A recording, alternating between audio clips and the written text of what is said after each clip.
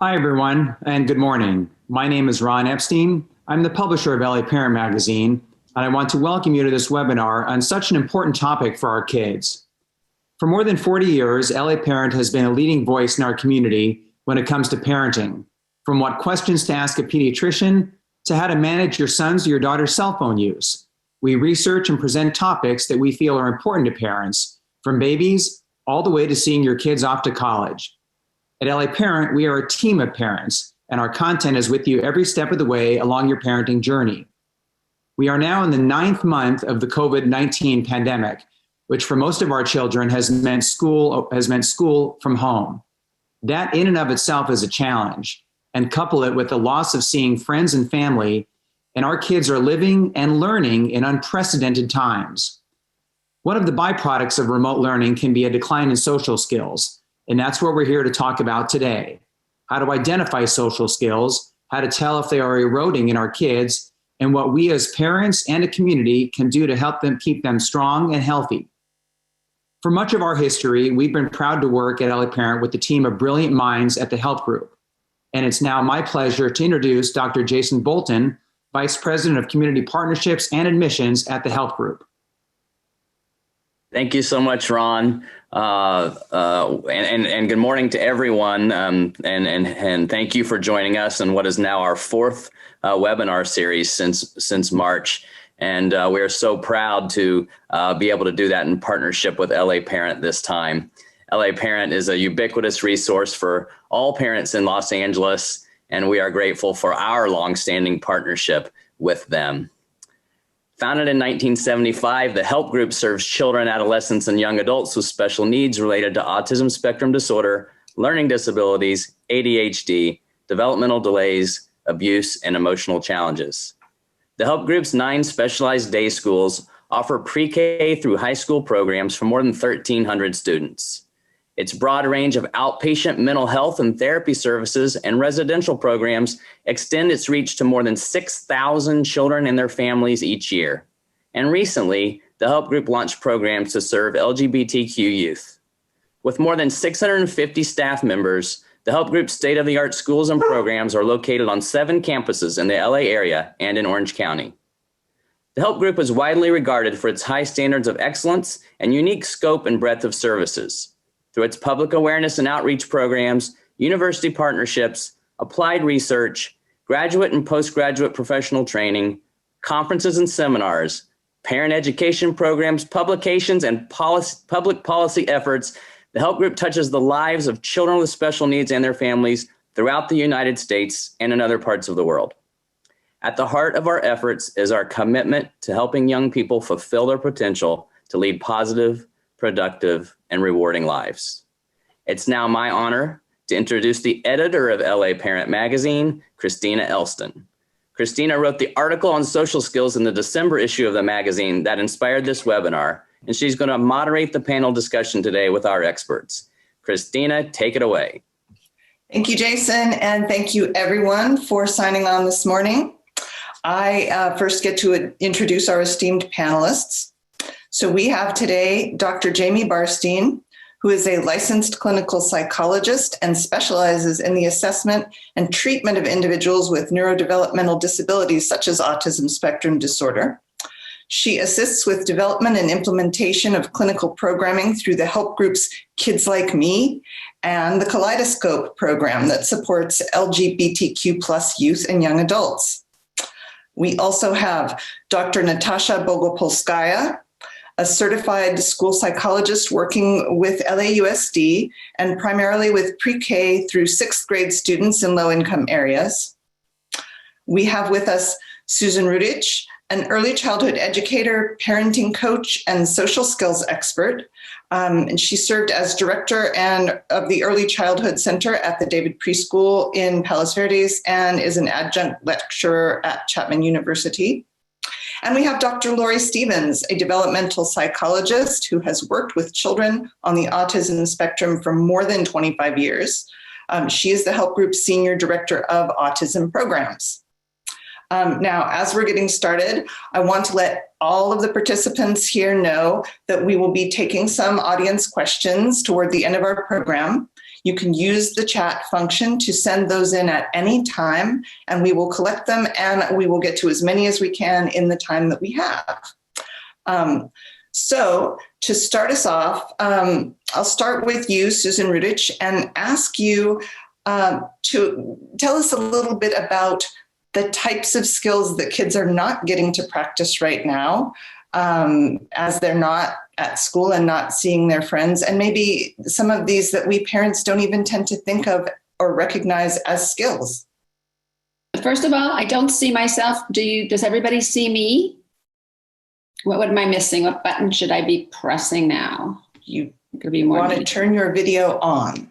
Where do I? Oh my goodness, I did the same mistake earlier. There I am. Hi.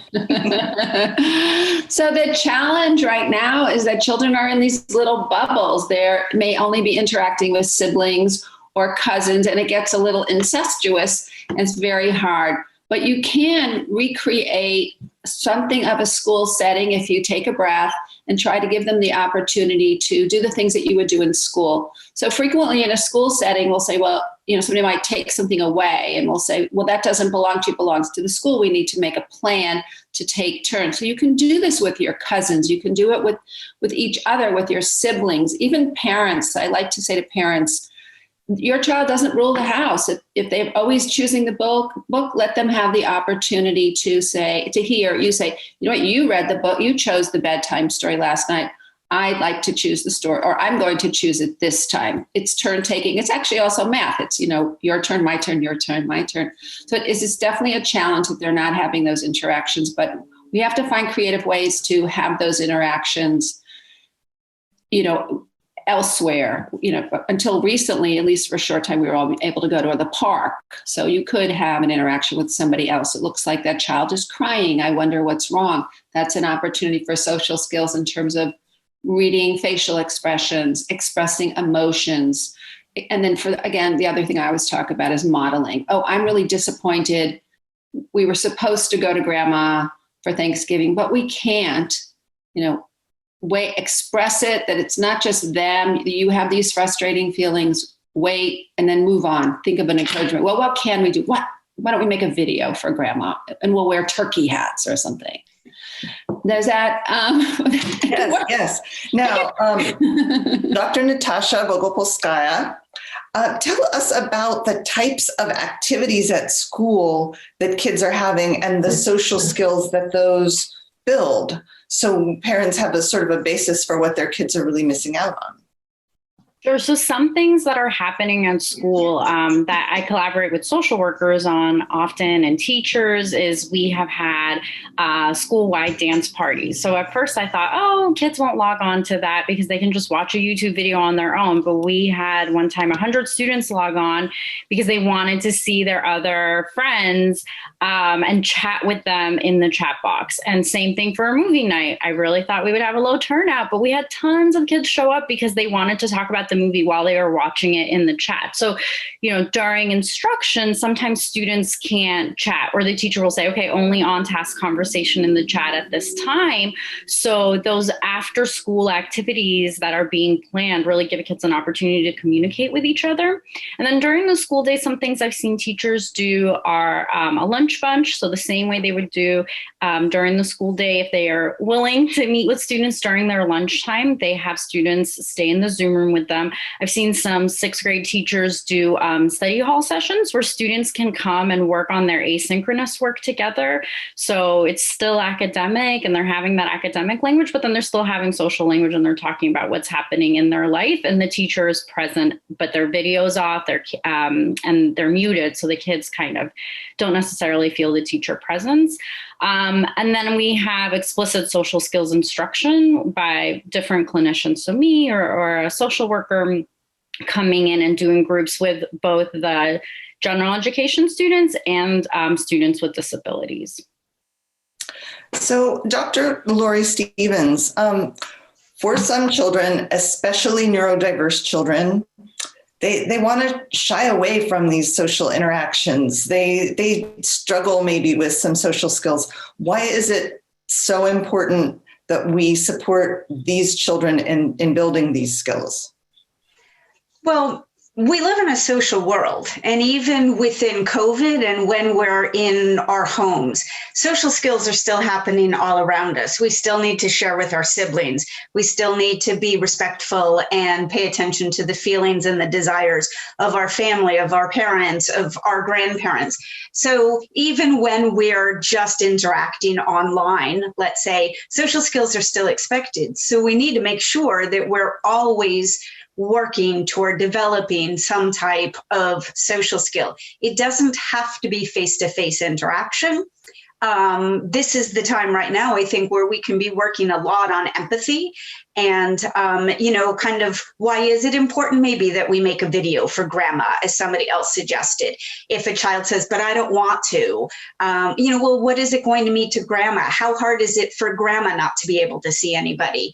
And that's why we want to do things. It's the time to build resilience. It's the time to build the ability to handle change. So we know for a lot of children with neurodiversity, it's very difficult to handle change. They like predictability, they like structure, and pretty abruptly, all their structure went away. And this again is our opportunity. Well, we know it's hard and it's a struggle for our kids. We as parents need to be able to say, okay, we're going to provide our structure for ourselves and then provide the structure for our students. Our children, students too. And then you just want to make sure that you are doing everything you can to help your child feel comfortable. For some of the children that Dr. Barstein and I work with at the help group who have autism spectrum disorders and related social challenges, for them right now, it's kind of a peaceful time because they actually are enjoying interacting through Zoom or through FaceTime. And so we're working with them on being able to develop some skills right now where their anxiety is lower, and then we'll help them maintain that low anxiety when they have to go back to in-person interactions. Oh, that's really interesting that there are some benefits for some kids, and some opportunity there. Yeah. So Dr. Laurie Stevens, I'll ask you first, but then invite everyone to jump in. We as parents all know that our kids know what we're feeling even when we don't tell them. And for parents who might be feeling anxious and worried about their kids' development at this time, what can they do to manage their own anxiety so that they aren't passing it along? Yeah, that's a great question. And I think it's really that idea of remembering that when you're on an airplane, right, the instructions are always you need to put your oxygen mask on before you put it on your child, that you need to be in control and calm too in order to help your child do it. So you're going to, as a parent, be working on your own anxiety reduction, being able to label what your anxiety is, working on yoga, mindfulness, taking a walk, and even being able to model for your child and say, this is anxiety provoking for me too. This is really hard for me. Here's what I'm doing to cope. And hopefully, that's something like I'm just going to go in my room and take a 10-minute break. I'm going to, I have a client whose mother just got excited because she found a sign that said meditation in progress, please do not disturb. And she thought, oh, maybe this will, give my kids the sense of right now it is mommy's time. So I think that being able to model, absolutely being able to label how you feel so that your children know it's okay to be anxious. It's okay to maybe be sad right now, but here's the appropriate ways to cope with it. Mm-hmm.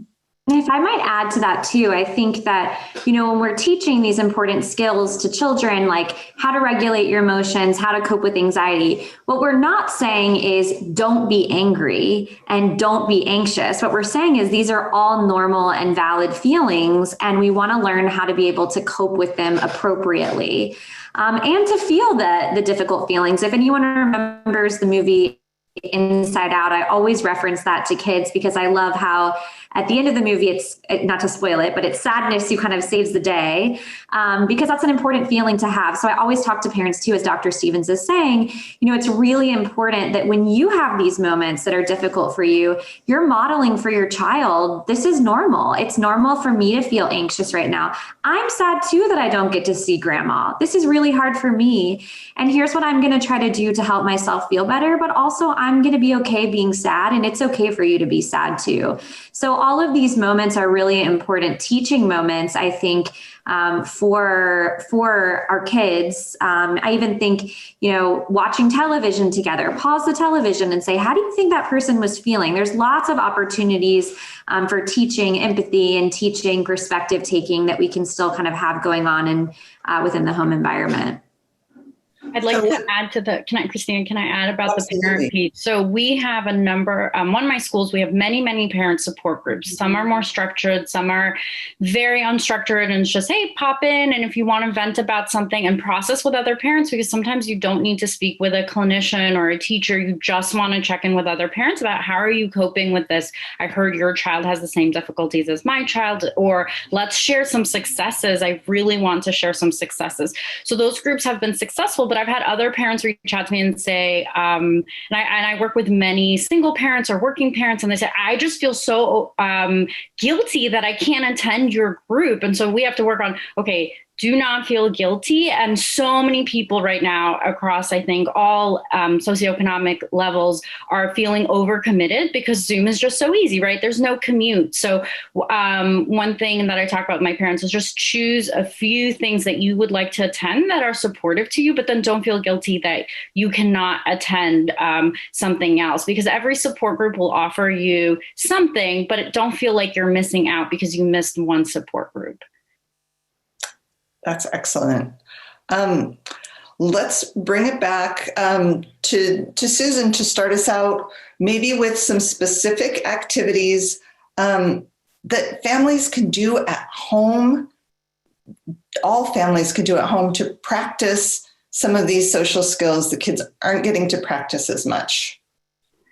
So just like for your toolbox, as I mentioned earlier, the idea of being creative and coming up with some other ways of getting to visit with grandma. Let's make a video. Why don't we practice a song and then we'll record it?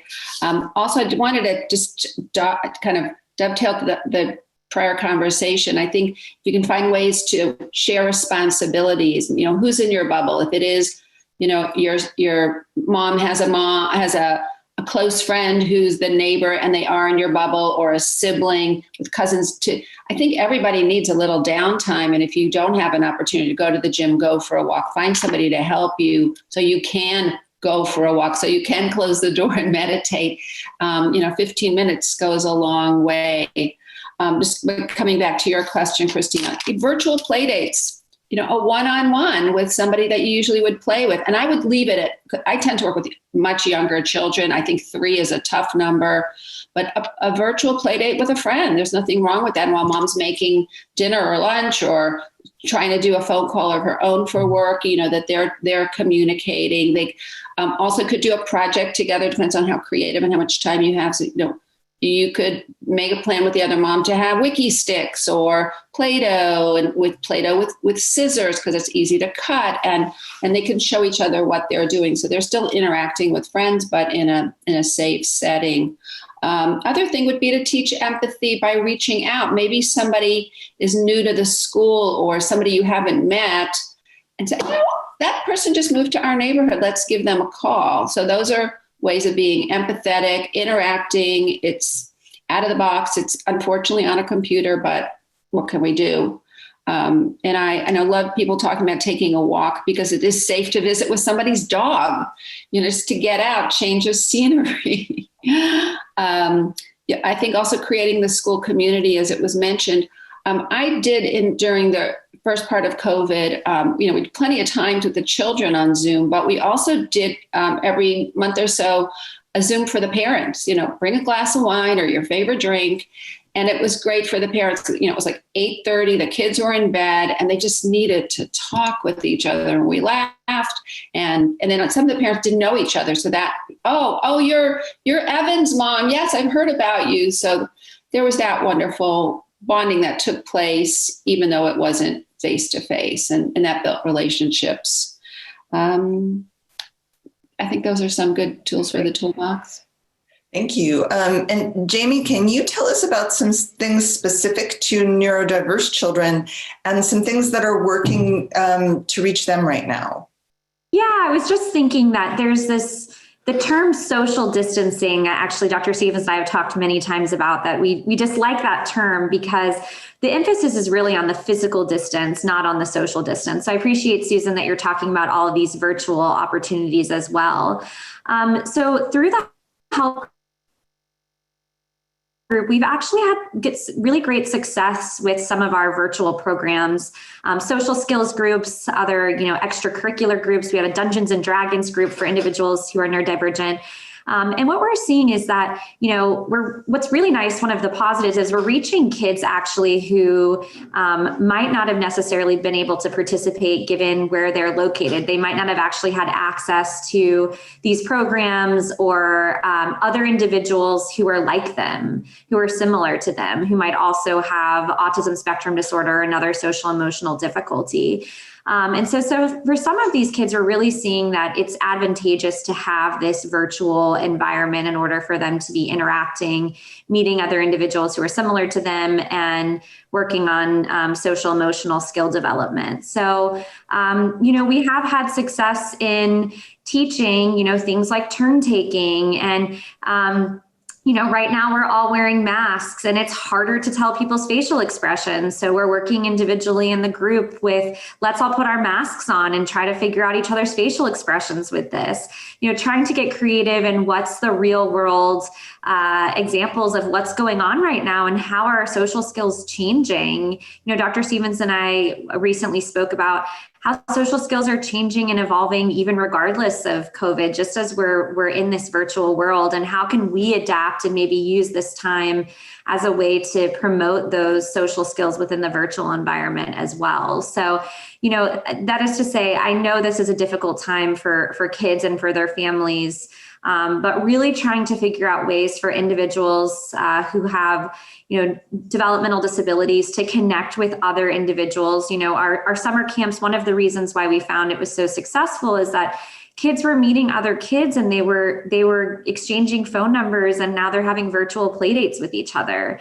And it's really, that's a positive for us to hear, I would recommend even through the school, asking teachers, hey, I saw a few questions about, kids who don't have siblings, how can they find others to interact with? Send a note to your teacher, maybe. I bet there's other parents who are feeling this way about their kid.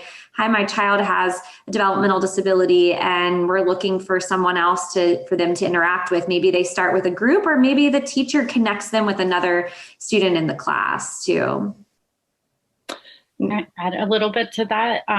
One of the things that you talked about made me think, some of my colleagues who have many teens, one of the things they've done is they don't want their cameras on, or some of my students with autism, they don't want their camera on either, but they want to engage. So we've done a couple things. We definitely offer them the option to have their video off. I mean, some teachers don't like that, but we're flexible with that.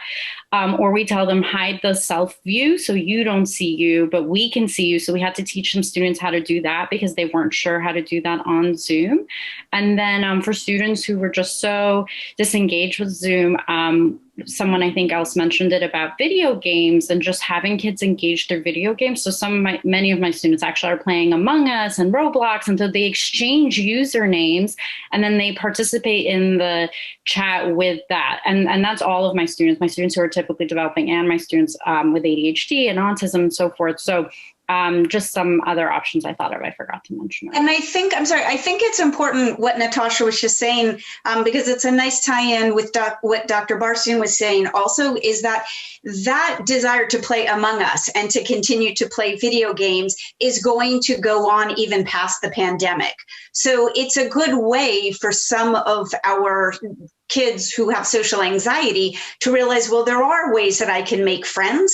They might not even before COVID hit, I had a lot of clients who had friends that were never face-to-face friends. They were friends that they met through an interest group, a gaming club, a Dungeons and Dragons or something like that. And these are legitimate friendships, in my opinion, and they develop, and ultimately everybody talks offline and they start to share secrets, and they make plans together to see each other outside of the game. And so I think it's good that we're also able to say to our children, hey, there are still ways that you can meet new people, and what are some things you might want to join, so it doesn't feel like it's always school kind of a thing. Zoom isn't just associated with schools. Right. Now, for kids who are really struggling to feel like they're connecting when they're having these virtual interactions, are there some things that parents can do to help kids feel more engaged? To some kids, maybe it doesn't feel the same just seeing people on a video. I think that, one of the things we've really done is work with the parents to figure out what can help their child feel most comfortable. So Natasha, you made me think. I have an individual in one of my social skills groups who really doesn't feel comfortable turning the camera on. And so we've worked with this individual on using the chat function. Are there other ways that they can engage at this point so that we feel like they're still getting something out of the groups? Even if they're not able to engage in like the complete way we would maybe, hope or expect, with the hope that with continued exposure to this environment, they'll become more comfortable. I also just want to point out, I saw this question that, what about children who have lower skills in terms of their language and cognition? And we certainly are finding that this is a harder population to engage through the virtual world. And so I want to point out that I recognize that many of the programs that we're talking about, especially through the help group, are for individuals who have higher language and cognitive skills. So I understand that's one really real disadvantage as well. But I think going back to the previous question is really just trying to meet the child where they're at and figure out ways that we can engage them, even if it's taking small steps before they're able to really fully engage in this virtual environment. Mm-hmm. Now, I'd love everyone to weigh in on this. What are some signs that perhaps a child who is struggling with social skills should receive a professional evaluation and possibly even some professional support? What should parents be watching for? Well, my thought, as I do evaluations every day at my school, is, was this happening before the pandemic? So for me, that's a question I ask often, right? So is this a typical reaction to the pandemic at this time, or was there something that was happening before the pandemic? So for me, in terms of school-based special ed services, we ask that a lot. But then in terms of counseling, and not necessarily, is there a special education disability here? We have been referring most parents who ask for additional supports for their children, because on top of the pandemic, there are other personal things that are going on, even if the pandemic weren't happening. I can give so many examples, but just for sake of anonymity, I won't. But I think that for those cases, we say, okay, life is still happening.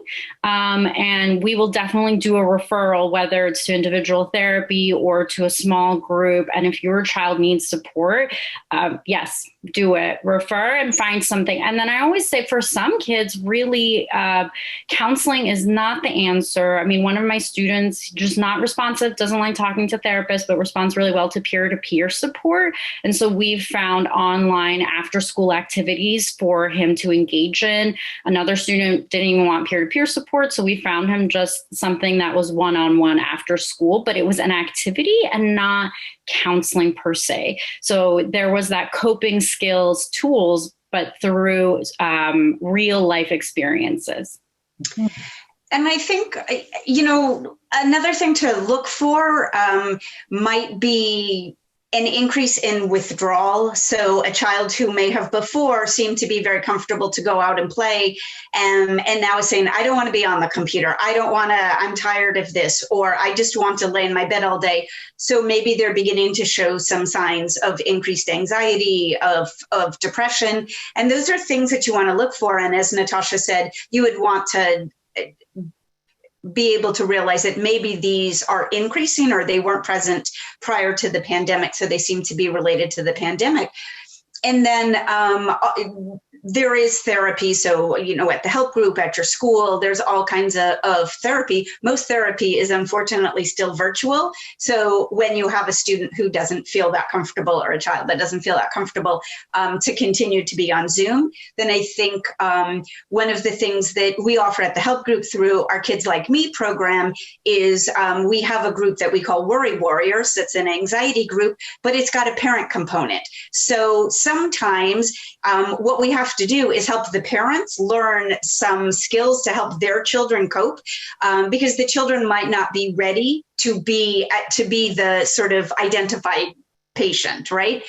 So it really does help to have the parents come and go through the whole thing. And parents oftentimes will say to us, this has helped my child, but it also helped me, because the same anxiety coping strategies are work for adults and children, very similar ones. So I think that that's another way that we can look at it, is if your child isn't kind of ready for individual therapy, that parents can always come. They can come to a support group like what we do at the help group, and are available in the community and things like that. Great. So, but if parents are wondering, they should reach out to someone for help and support. Absolutely. So I'm going to start to bring in some of our questions from our participants. And one of them is, what ideas can you share to keep the 2 weeks during the holidays structured, especially if there is just a single child in the home? Susan, you want to start us out on that one? You need to unmute yourself. Thank you. All right. Yes, I'm a big believer in children being, I know they're so capable, and I want to encourage that problem solving and critical thinking. So I think that's a great opportunity. I know this is hard, moms, dads too. Put your phone away and devote one-on-one attention. Sit down, a big piece of paper. Let's get some paper. Let's get some markers.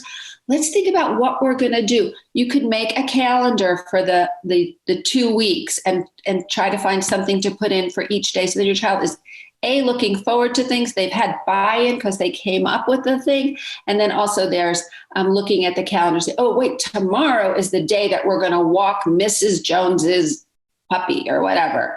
And see what they want to do. I think that's definitely a good place to start. If you find your child doesn't have the ability maybe to come up with an idea, I would wait. I'm a big believer in waiting and then saying, what would you like me to make a suggestion? So one day it could be wrapping presents for mom. One day it could be going out to buy a gift for grandma. I mean, you don't have to fill up the whole day, but you can, if you have a calendar. I've worked with some children whose parents are firefighters and police officers. And so they count, like, dad will be home in 3 sleeps. So if you can visualize, if you can see it, oh, tomorrow is the day that, as I said, we're going to bake, cookies for the fire department, because the fire department, the firefighters cannot go home. Think about, something like that. So just trying to put something on the calendar for each day really helps. And then obviously for some children who need more structure, we all know they may need like a flip book just for each day. Okay, we're going to get up in the morning, we're going to feed the dog, or we're going to walk the dog, we're going to feed the dog, we're going to make breakfast, have your child be part of it. Don't make it, but okay, let's get the ingredients. That will take up a lot of time, making blueberry pancakes, helping to wash the dishes, helping to clear the table. You'd be surprised at how much time can get filled up if you let your children be part of have buy-in to what's going to happen and being part of the family and sharing those responsibilities. I think a calendar would really help for those 2 weeks. Great. Thank you. All kids, I think all kids benefit from structure. Really, most adults benefit from structure too, but in thinking particularly for kids with developmental disabilities, we know that structure can be really helpful. And so I would encourage also parents to talk to their teachers. If your child is doing well within the school environment, maybe try to mirror some of that within the home environment, just as Susan's saying, creating a calendar. And I appreciate that she's also saying, it doesn't have to have specifics of every hour, but maybe even scheduling in, like, from this block, you're going to have some alone time, and mom's going to have some alone time too, and thinking earlier about how can we incorporate self-care as well. Use visuals. I've worked with this with parents as well, where maybe there's a stop sign or stoplight, and when it's in the green zone, that means mom's available to chat. When it's in the yellow zone, it means, you're going to be doing independent things. When it's in the red zone, it means mom's on a really important phone call. Put the time of when you'll be done. And so then you kind of have more structure built in of when is independent time versus when is time with the family. Those are some strategies that can work as well to incorporate into that calendar.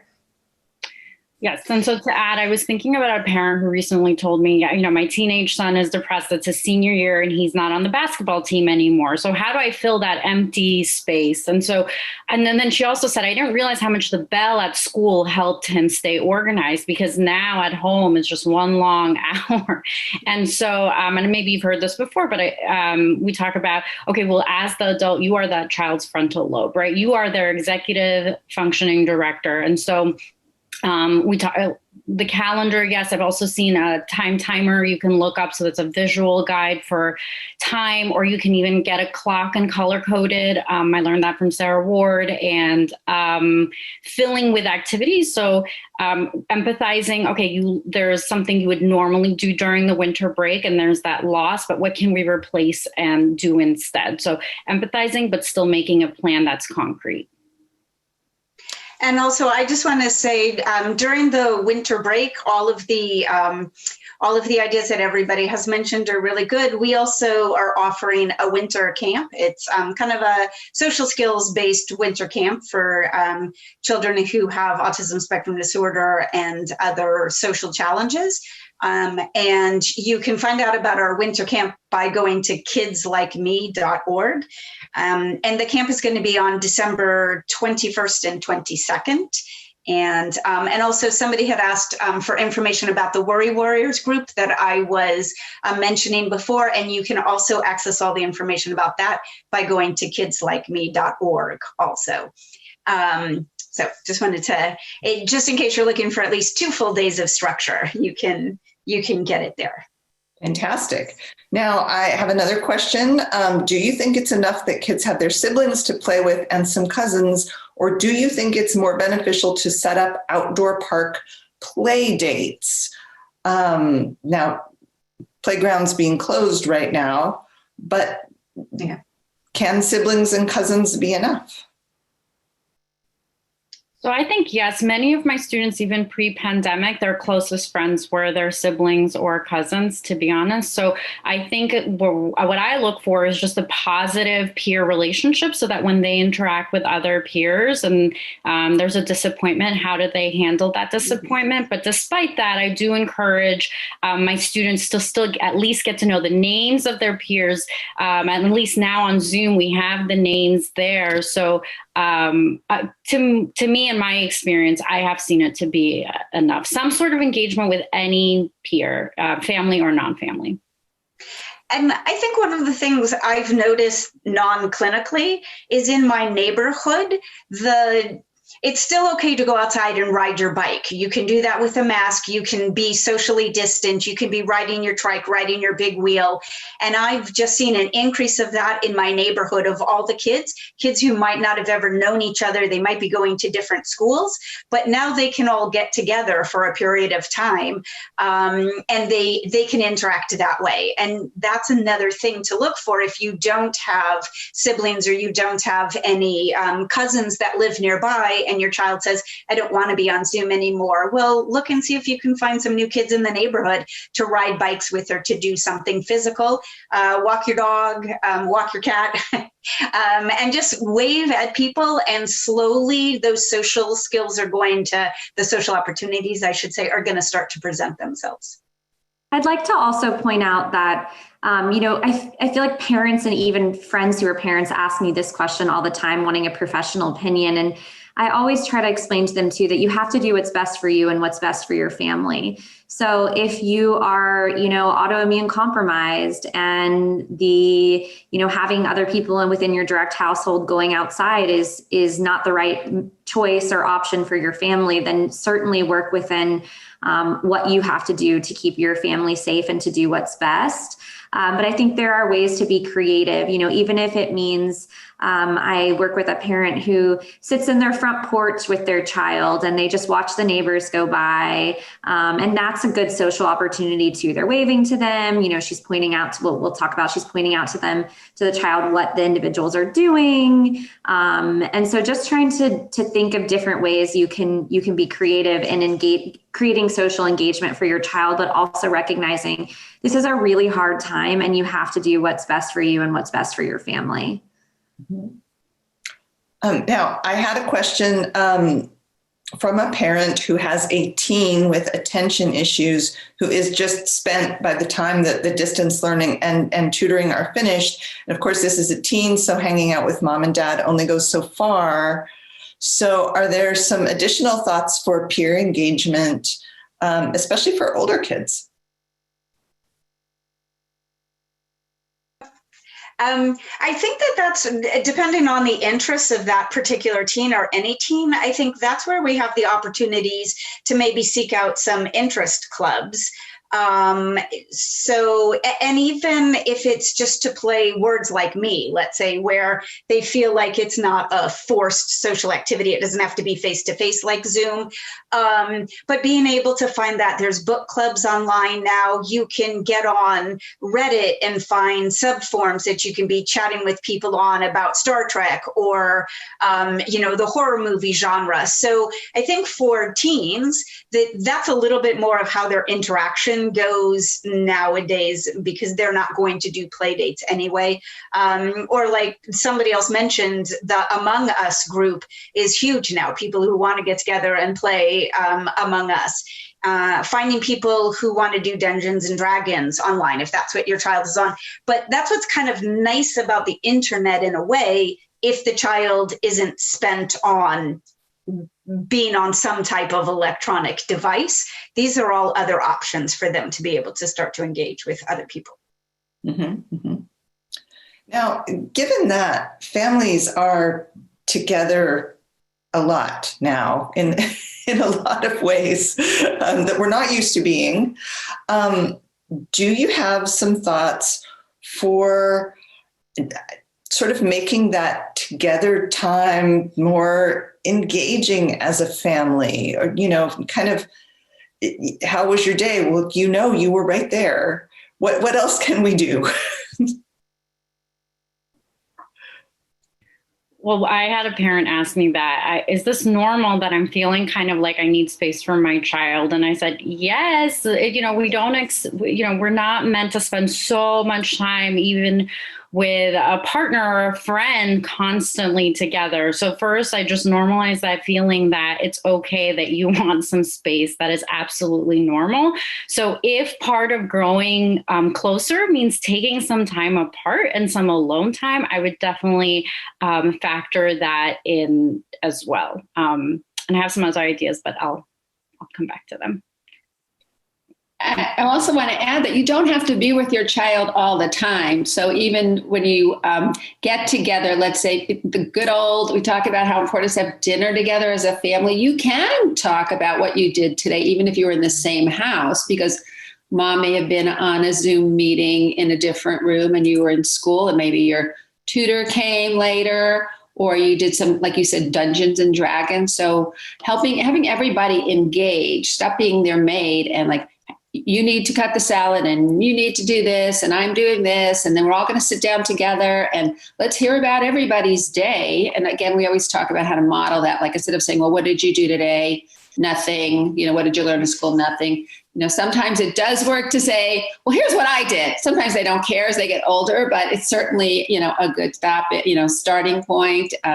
Certainly if you've looked online and see what they did at school, it's like, wow, I heard that you were learning about gravity. I don't know. I still don't understand about gravity. Why does it fall? I don't see anything making it fall. How does it work? And they have this, ownership of information about this force, so it can be a conversation starter, but getting together, having the children be part of the household, I think that that's really important. And also I love, what Dr. Barsi is saying, time away. Nobody wants to be 24/7 with spouses or children. What's that expression somebody told me about retiring? I married him for, in sickness and in health, but not for lunch. He was quoting it. But yeah, we all need that alone time too. So they shouldn't feel guilty about that. But coming together to be part of making dinner, part of having some household chores, part of self-help. If you've ever seen a 2-year-old try to pull their pants off because their pants are muddy, it could take 10 minutes. And then you have to do the underwear.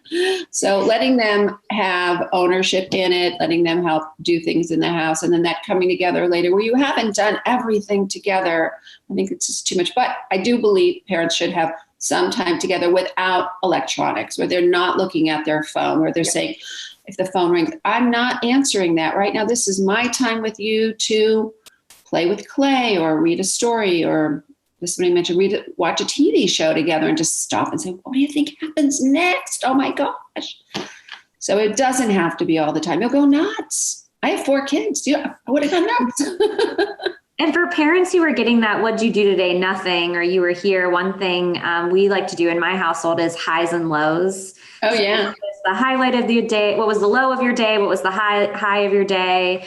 Maybe incorporating something more structured, or maybe it's, hey, on Tuesday nights, everyone has a really long day. And so Tuesday nights are our free day where we get to, eat dinner, but maybe not in the same room, or maybe quietly trying to just figure out ways that you can, again, encourage that togetherness, but also really promote and encourage the independence and the need to just sometimes take space as well. And I've had a couple of families who have done puzzles, like 1,000-piece puzzles, but not all at the same time. The puzzle is set up someplace, and when somebody feels like it, they go by and they work on it. And they said that it's actually now the kids are coming to them and saying, hey, Mom, I saw what you did. That's really great. You finished the dog. I'm going to work on this. So there's other things like that can just kind of be left around the house where it's not a forced time. Oh, at 7 o'clock, we're all going to work on the puzzle together, but it's there and it starts to promote a type of unity within the family that might not have been there before.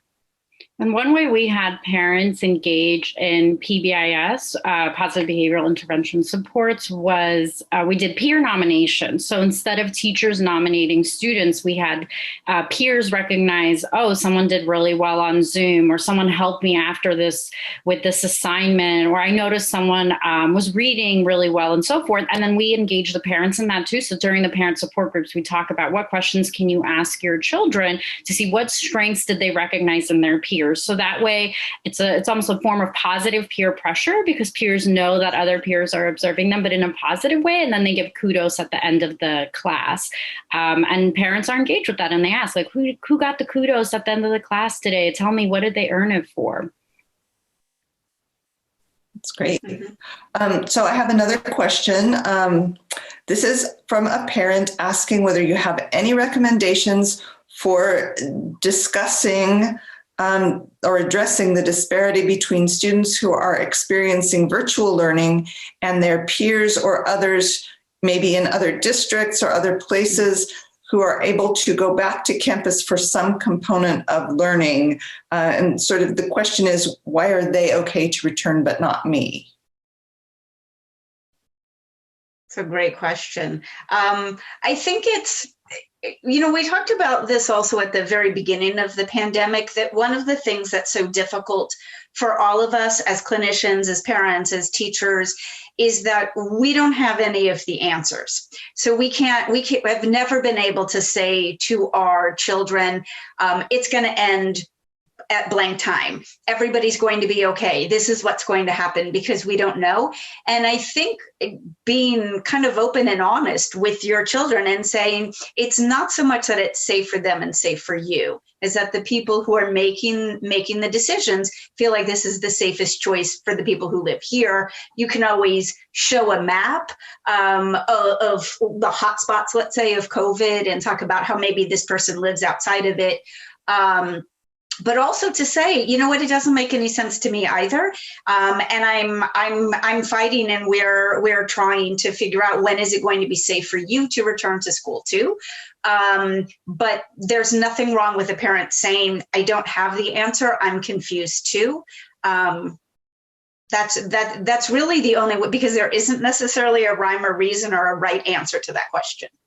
And I think normalizing that this happens in other situations too, like, you know, saying, I get it. I like what Dr. Stevens is saying, I don't get it either. I'm frustrated also. It doesn't make sense to me. I don't know what the right answer is. And there are other times unrelated to COVID, I'm thinking about myself as an adolescent, that I'm asking my mom, why does this person get to go to this party and I don't get to go to this party? So this is going to, you know, come up in other situations too, but just trying to really be open and honest with your child. Again, going back to what I said earlier about what does work best for your family. And sometimes some families are going to have different rules or different circumstances than other families, and trying to normalize that and use it as a teaching opportunity as well. Mm-hmm. Now, are there ways that parents can reduce or address their own anxiety about their children's lack of social opportunities in order to help their children feel more confident and comfortable? So, you know, parents who are worried, and maybe the parent is worried that their kids aren't able to go back to school. And then that sort of, children pick up on that. Are there ways that, you know, parents can give themselves a talking to and talk themselves down a bit?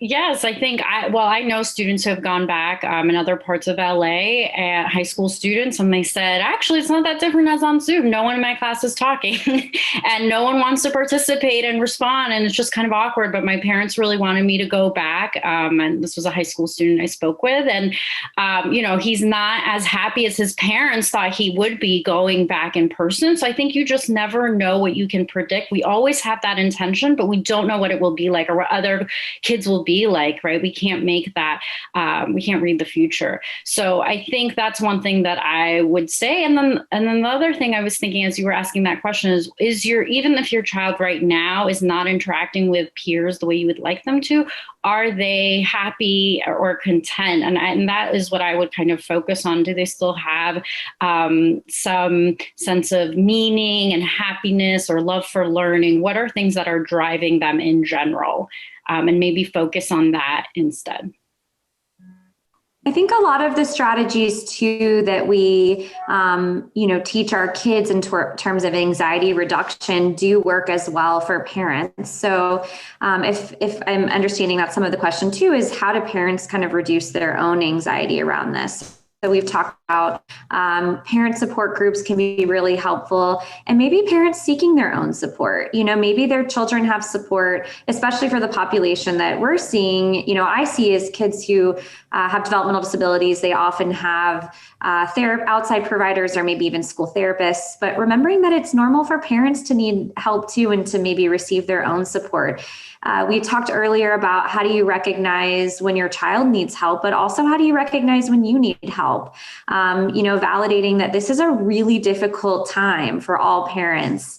And if you're yourself experiencing high levels of anxiety or stress, seeking your own support is absolutely possible and, in fact, highly encouraged. Again, that example of you want to put your mask on yourself on the airplane before you can help your child. So if you're feeling like support might be best for you, some anxiety reduction techniques, figuring out ways to incorporate self-care into your schedule, I think that's really important as well, and something that parents often forget when they're so focused on their children. Mm-hmm. Now, if there are parents here who are concerned about their children or are struggling with their own self-care, where are some good starting points for them to reach out to start to find their way to some help? Go ahead, Dr. Stevens. I think we were both about to speak. You could go. Well, I think, of course, people can always reach out to their schools if they feel like their child might need some therapy. The help group has a full outpatient department, and we also have specialty departments, and we offer individual therapy, family therapy. We have our social skills groups, our worry warrior groups. And again, anybody who's interested in the services that the help group offers can go to our website at thehelpgroup.org. But I think there's more, I think right now, parent support groups and things like that also that parents can go to just to get some other tips and ideas. It's one thing to hear from professionals, but I think we all know that sometimes we prefer to hear from other parents who are in it. And right now, all of us are in this stay-at-home situation. So we're all kind of in the same boat. But I know that we hear from parents all the time how helpful the parent support groups are. And most parent support groups are pretty much run by parents. So for the ones that the help group does, while we have a clinician present, it's really driven by the parents, and the parents are the ones who set the agenda and what they want to talk about. And we're really there to provide any clinical support that might be needed. And I think that that's really one of the places to start. Perfect. And I would say focusing on self-compassion and not saying self-care, because then you feel a sense of disappointment. I couldn't schedule this personal home spa experience, and instead say, wow, I had a really hard day, and just praise yourself for everything you did accomplish, and give yourself praise and success. That's great. Now we're getting close to time to wrap up. We've still got a few more minutes. I'd like to throw this open. And for all of our panelists, is there anything that you feel like we haven't addressed yet that you want to make sure that we get out there for our parents? Well, I was thinking, about the nonverbal or low cognition aspect that someone had asked. And I wanted to praise a teacher I've seen who works with children with intellectual disabilities. And she's done a great job of through Zoom, using their behavior as a form of communication and saying, okay, we'll do a cooking show. You don't have to talk. The parents do have to be present and involved, and they do have to purchase some supplies. But I think she's done a beach day, virtual field trips. So there are things that we can do for our kids who are nonverbal and with low cognitive skills beyond the scope of these 2 minutes, but I just wanted to drop a couple of things I've seen. Fantastic. Anybody else? I'm sorry. I think one of the things that I think we always need to do is kind of when we get into that situation where we're really feeling like, our cup is half empty and the situation isn't getting any better, that rather than focusing on how am I going to refill my cup, maybe what you do is you pour into a smaller cup, which means you kind of lower your expectations and you think, okay, you know what, maybe for this month, we're not going to be able to get all of the social events in, but really, it's not, as long as I'm keeping my child mentally healthy and I'm doing everything that I can in that respect, you're doing the right thing. And you need to cut yourself some slack and say, you know what, I can't maybe have all of the same expectations. So let me just use a smaller cup and my cup will be full and then I'm able to kind of put things in perspective. And it's a perspective that needs to be in place right now, given the situation that we're in. Absolutely. That's an excellent point. I was going to say, just, be kind to yourself, remember to breathe. But I think what Dr. Stevens said is just like the perfect place to end. I think that's just a lovely wrap up message and for everybody. I think that's just beautiful. Thank you. Thanks. Well, I'd like to thank all of you wonderful panelists for sharing your time with us today. And thank you to everybody who logged on to enjoy this discussion with us. I want to remind you that LA Parent and the Help Group are here all the time with many, many, many more resources that can help you. And you can visit us online at laparent.com and thehelpgroup.org. And I understand that the next webinar is coming up on February 3rd. So we can all look forward to that and hope to see many of you there.